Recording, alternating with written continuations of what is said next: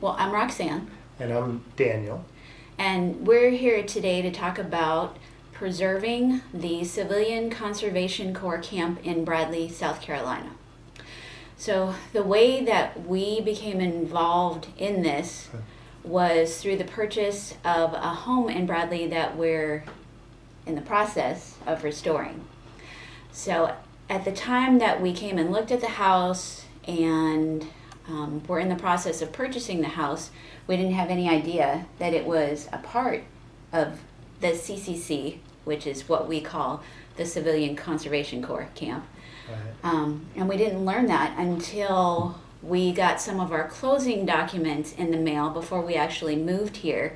And there was a document that stated the house was once owned by the U.S. Department of Agriculture. We also, at that time, got an aerial map of the camp right on our property and out behind our property out back. Of course, that got us very curious about the house and all of its history. Right. So when we got here, we were knee deep in just trying to get the weeds out of the way and be Everything able was so to overgrown. maneuver through the property. Right. But it took us a little bit of time, and then we started inquiring different people. I am Debbie Bannister Price of Bradley, South Carolina, and I have been a resident there all my life. I work at the Greenwood County Library. I have been here at the library for 46 and a half years as head of circulation. First of all, I would like to thank Roxanne and Daniel Lindstrom for their interest in preserving the history of the CC camp in Bradley. My grandfather, William Thomas Stiefel, owned and operated a grocery store in Bradley for many decades. In the mid-19th century, Bradley was a booming little town. It was considered a railroad town. But over the years, of course, things have changed, and it's now more like a little small community. I feel it's very important to preserve Bradley's history. From the research I have done about the CC camp, there is not a whole lot of information about it. And I feel like we need to pass this legacy on to future generations. And so we looked for quite some time. We went here to the Greenwood Library, we went to the county, we went to Abbeville County, we did online searches. We couldn't find really anything on the property. And a lot of that is due to the fact that the property was located in Abbeville County before it was annexed into Greenwood County, when Greenwood County came to be. And the documents just don't exist.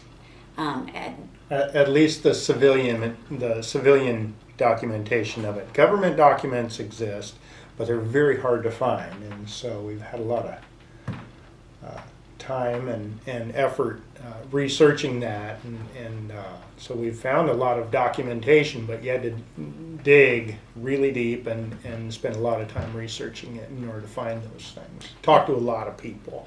Actually, the key piece of information for us came through the Forestry Service. Right. So we started talking to the Forestry Service guys in our town, and they put us in touch with a gentleman who's an archivist for the Forestry Service in this area. His name is Jim Bates.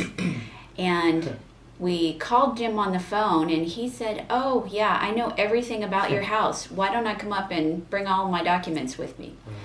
So he came up one day and brought a folder that is probably about 2 inches thick that contained basically the entire history of our house. Right. And we wouldn't have that had the CCC not purchased our property. We would know none of this if they hadn't done that. But when they purchased it, the government, they've got to be completely sure that nobody else has any claims on the property and that. Because of liability reasons. So they did an exhaustive title search. And in that title search, we were able to find that it appears that Edmund and Emma Watson were the people who first purchased the property purchased and built the house. built, and they had a cotton farm existing on the property too. From best guess, we can figure is about 600 and some odd acres. And so after Edmund and Emma passed away, their son, John, took over the house with his wife, Eliza. They had, it appears, 9 children, 7 of which survived. But that was coming up on the time of the Great Depression. So John actually passed away right before the Great Depression. Then Eliza had to try to make a go of it through the Great Depression, and she actually lost the house. And so the house went back to the bank, and at that time, that was through the Great Depression, and then right after it is when FDR started his New Deal. Right. And the Civilian Conservation Corps was a part of FDR's New Deal. A lot of times we hear about all the other parts that he instituted through his New Deal. Right. We hadn't even remembered learning about the Civilian Conservation I don't remember Corps. hearing anything about it. Our house was actually the officers' headquarters for the entire camp, which was kind of surprising too. So we Yeah. feel very honored and privileged to be a part of this historic program. Yeah, it's interesting because I don't think just the general population is aware of the Civilian Conservation Corps. The program was instituted by FDR as part of his New Deal, and it was to put single young men to work on public works programs. Right. So many of the state parks. parks, they worked on roads and bridges. Bridges. Infrastructure, and it was a very successful program. Right. At the height of the program, there were about 500,000 men Employed, nationwide employed in this program. And so they would put them in a camp, such as existed behind our house, and they provided them with food, clothes, housing, and all kinds of recreation. Right. So we're continuing to do our research on the camp, but in our camp they had a boxing ring where they would invite the community to come and view boxing matches, and it, from what the paper said, there were about 350 spectators at a time, so it had to be quite large. Substantial. They had concerts, they had dances in their recreation hall. This whole camp was just an integral part of the town of Bradley. And, as we continue to research it, we're continuing also to find things in our house that are related to the CCC. Because our house was the headquarters for the supervisors of the camp, and in the camp, what they would do is they would bring in Army reservists to serve as the overseers of the camp from 5 p.m. to 8 a.m. And then from 8 a.m. to 5 p.m., because this was a forestry service camp, the forestry service would oversee the men from the 8 a.m. to 5 p.m. But the Army men are the ones that we believe were the ones that stayed in our house. I mean, there could be forestry service. We don't have a whole lot of clarity on that. From what we can tell, it was an officer's quarters. So we have an actual room that was built on the back of our house by the CCC. They actually signed it in Signed and- 1939. They signed and dated it up on the wall up in the rafters. We have a kitchen sink. It's one of those 6-foot long ones that has a U.S. Department of Agriculture stamp on the bottom. We just recently found out that some of the door locks are Right. stamped with CCC. Right. And we've found just a number of empty food ration containers. Now, this story is one that we'd love to hear the other side of it, because Right. we're only on this side of it. Right. But it appears that someone in the CCC camp took extra food rations that were meant for the firefighters who went out and fought fires, went up into our attic, consumed that food, and then discarded the containers down next to the fireplaces. So and they would in the be walls. out of sight for anybody to see. We're talking about the Great Depression. People were starving across the nation. People were having a hard time making a living and finding enough food, finding employment and everything. We have, it says right on the container, U.S. Army food ration, and it will say breakfast, lunch, Supper, dinner, yeah. And keep in mind, one of the historic contexts for this part of the story is that we're talking about the Great Depression. People were starving across the nation. People were having a hard time making a living and finding enough food, finding employment and everything. So it makes a lot of sense that people would pilfer food and go hide away somewhere and eat it and then try to hide the evidence. And Jim Bates, the archivist for the Forestry Service, has confirmed that these are from the Army surplus. And for the CCC camp. for the forestry, the firefighters out in the field, so they weren't your normal rations that you would eat in the or consume in the mess hall. They were kind of those boxed lunch kind of things that they would send out with the firefighters. So Which was smart. Because probably a little less accountability on those items. if you're going to pilfer food, don't pilfer the normal stuff. Pilfer stuff that people aren't really keeping track of. Right. But anyway, that's some of the fun stuff that we have found in our house and around the house. And we also have the pillars for what was the water tower for the Correct. camp on our Yes. property. Yes, large cement pillars. They're probably around 700 pounds a piece. And it appears that the metal legs that held the water tower up, we don't know for certain, we haven't confirmed this, but the metal legs, which appear to be from the water tower, rest out back in the forest.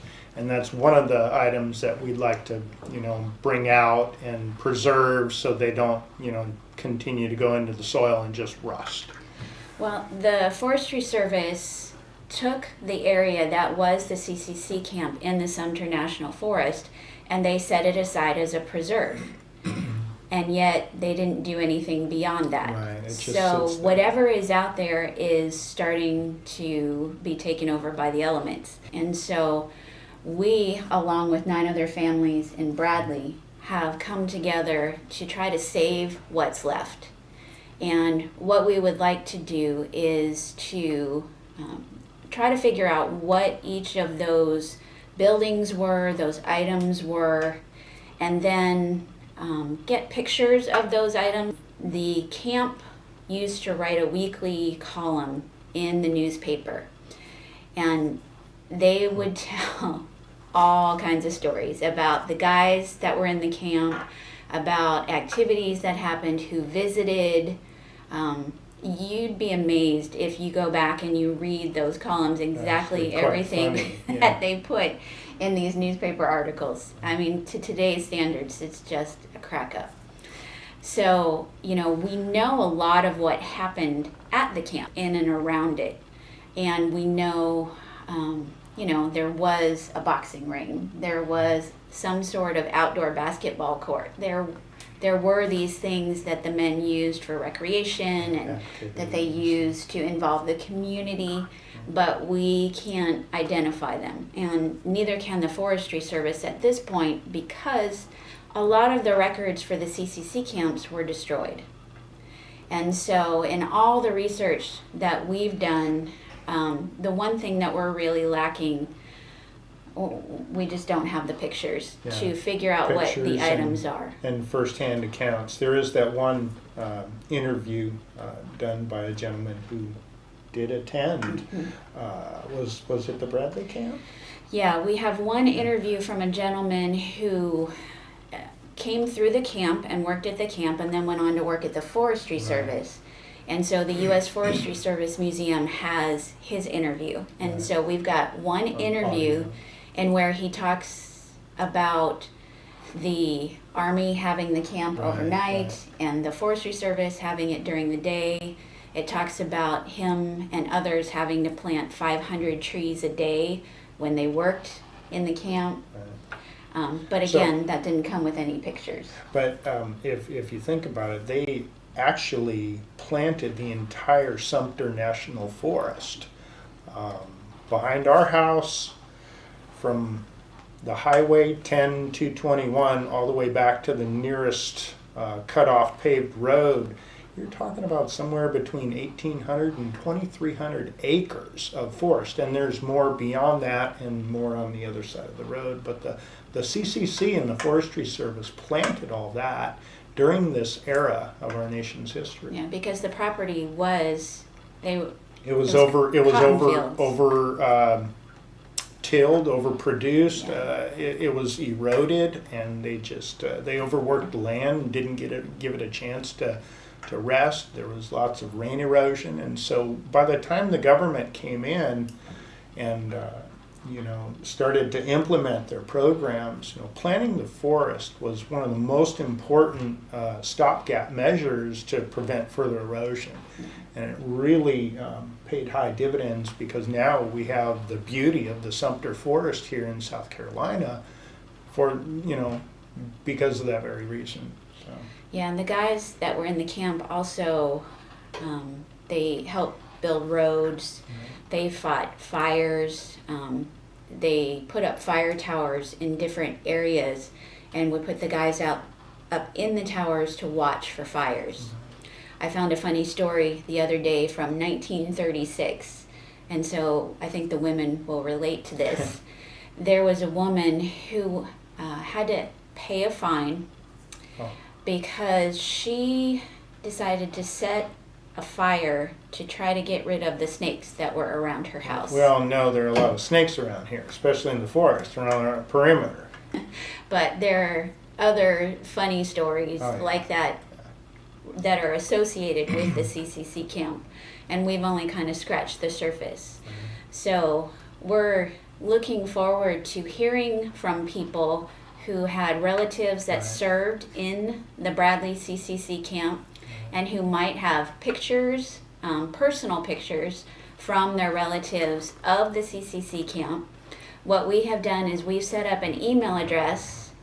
It is Preservation Society of Bradley, no spaces, @gmail.com. And at that email address, you can feel free to email us that either email us an image, email us that you have a picture but you aren't able to scan it. That's what we need in order to take the next steps in preserving the CCC camp. When World War II started, that's when the CCC disbanded. What the Army did is they used the reserve officers that they put in charge of the CCC camps, and the camps served as training for the officers to be able to lead men. And so then when World War II broke out, they took those men and put them into leadership roles in the Army. Right. And so the CCC camps disbanded right around 1942. Right. And for our house, what happened is that they put in a gentleman who had been a contractor for the Forestry Service. His name was Maurice Oots. And Maurice lived in and was the caretaker of the house up until right around 1957. So Maurice and his family lived there for a good 10 to 15 years at least. His sons were Donnie And Jimmy. and Jimmy. Besides just people becoming knowledgeable, familiar, and passionate about the preservation of the CCC and the remnants of the camp, the two main things that we lack, I think, are pictures, photographs of the time period, photographs of the men, and photographs of the camp and whatnot. And I think first-hand accounts or second or third-hand accounts. In our town of Bradley, from the time that it started in the late 1800s through the time of the CCC camp, things were happening in Bradley. It was hopping, there were stores, there were activities, and then after the CCC camp moved out, there really wasn't much left in the town to keep it up and going. And so for the town of Bradley, the CCC camp was a very important part of its history. Right. And because we happen to be the owners of this house now, we feel a responsibility Right. to be caretakers of that history and to share it Right. with other people, because not only is it important for the city of Bradley, but the CCC was important for all of America. Right. And many people today don't know anything at all about the CCC. So for us, we want to preserve the CCC camp that we're involved with, but also share the program and that part of history with pretty much anyone and everyone that we can.